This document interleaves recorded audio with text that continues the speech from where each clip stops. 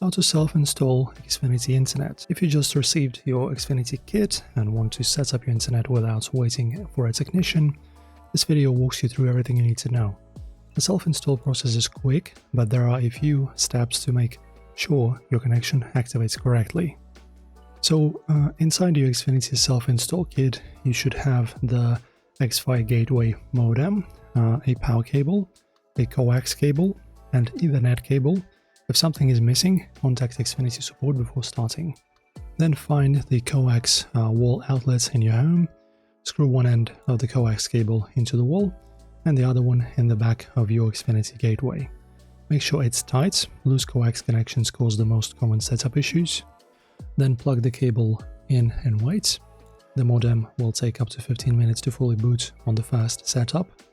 When the white light is ready, it's ready to activate.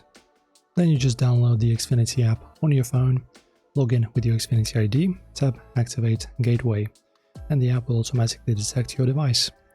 Follow the prompts to finish activation and create your Wi-Fi name and password. Once activated, make sure to open the Wi-Fi settings on your phone or computer and connect to the network you just created. If speeds feel slow at first, give the modem a few minutes. Xfinity runs updates after activation, and that's how easy it is to use self-install kit to activate and install the Xfinity Internet. If this video helped you out, guys, don't forget to like and subscribe, and see you in the next video.